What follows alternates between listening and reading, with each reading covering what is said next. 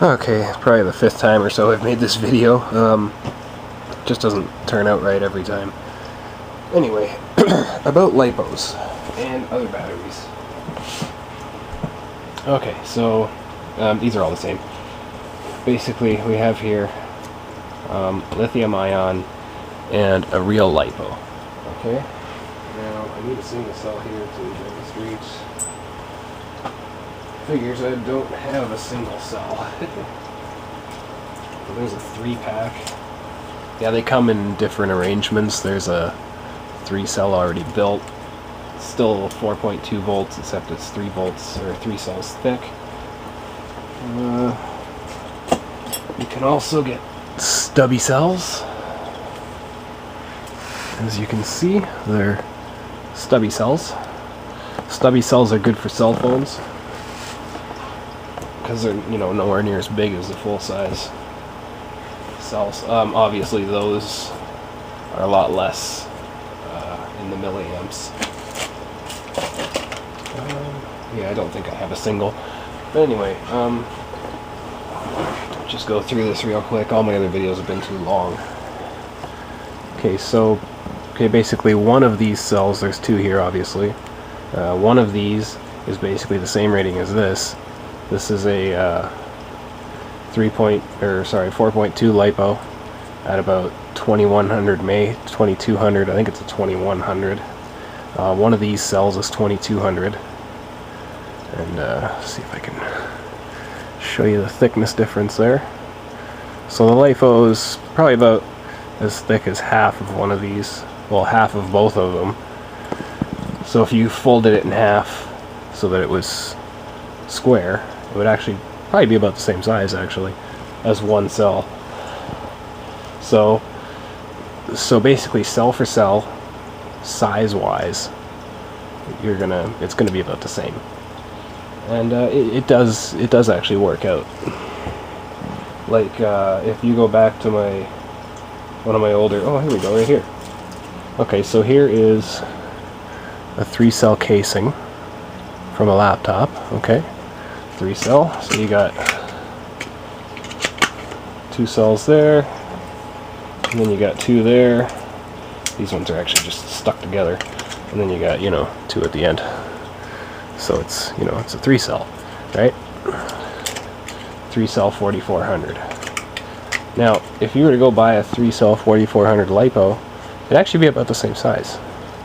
It's not going to be as long, but it's going to be a little thicker than this. So if you were to slap that on top and smooth it out, you know what I mean, make it the same, it'd probably be about the same size. So size for size, you're going to be about the same. Now, where they differ the most is in basically the power output and input. Excuse me, I'm just getting over a cold. Okay, so we have a single cell, 4.2, single cells, well, 2 of them, 4.2. As you guys know, if you're good into RCs, the lipos are big for amps. So, say for instance, this little baggie here could probably, whoops, good thing they're those batteries, doesn't matter. This little, you know, baggie here could probably put out about 15 to 20 amps at 4.2 volts. As where this could probably only manage about 10 amps, even with the 2, because they're only rated about 5 amps a cell. They can do a little more than that, but that's what they're rated at. So that's basically the biggest problem with these, is to get the big bursts like I do, you have to really stack them. But other than that, they're great batteries.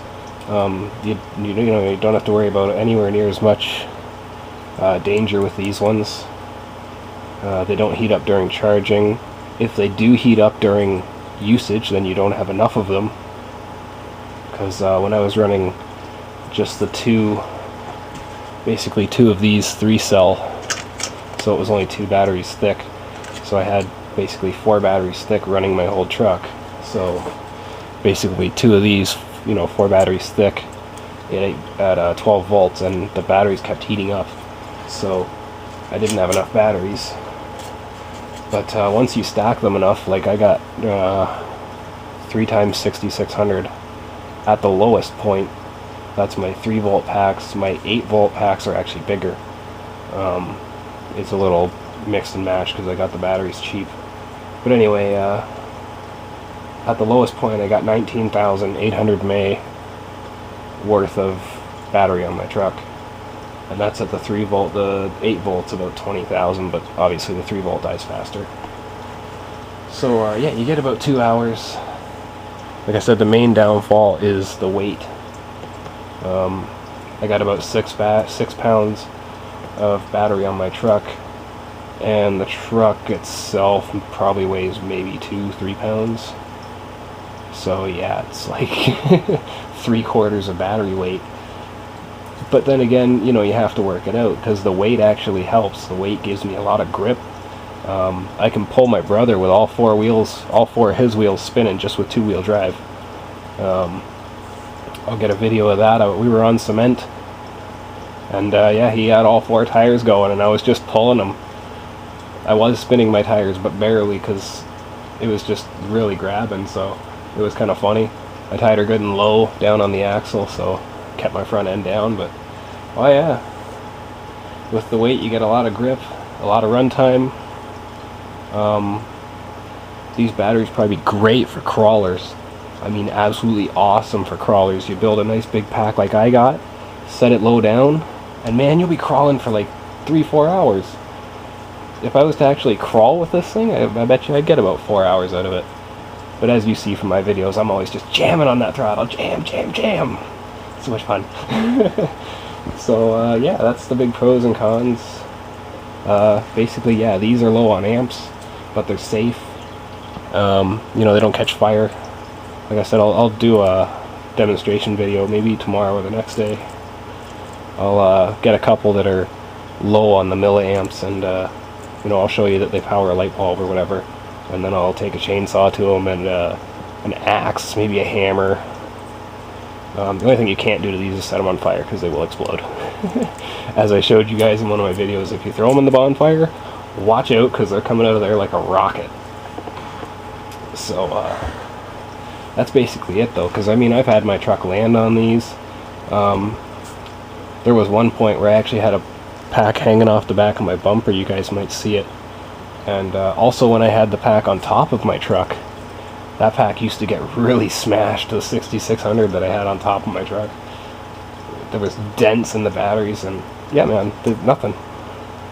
The worst case I've had is when I used to charge them with my NiCad charger, or on NiCad settings. The volts, the volts would get too high, and then the fuses, these batteries have fuses in them, and they will pop. They'll also pop if you get them too hot. So like I said, if you're running your truck and the batteries are getting hot, you don't have enough of them on there, because your controller's trying to pull amps and they're just not there. So you need to put more batteries on if you're using these and they're getting hot. So that's about it. Yeah, they don't get hot while charging. They're basically safe. I'll even short out a pack tomorrow, and I almost doubt that they'll explode. I almost guarantee the fuse in the end will pop before anything bad happens. Because yeah, I think these ones actually, these work, but they're really lacking in the milliamps. They're supposed to be 22 a piece, and this whole pack only holds about 2,000. So yeah, I'll probably show you guys this. I'll split them up tomorrow. I'll charge these all tonight to full charge, and then I'll split them up single cell, and we'll do different stuff to them tomorrow. But yeah, they're definitely a lot safer than these. So it's up to you. If you know, if you're gonna put in the time to wire up the pack and do it right, then yeah, you're gonna love it, because you'll be out there for 2-3 hours. Especially if you're a crawler and you're not really jamming down the brushless power, then you'll be out there for ages. But even with the brushless power, I get 2 hours, and that's me, jamming on the throttle, drifting. So yeah, it's up to you. If you want to put into the time and do everything right, then it's worth it. Also, they're a lot cheaper. I'm gonna have to jump into part 2. Hang on.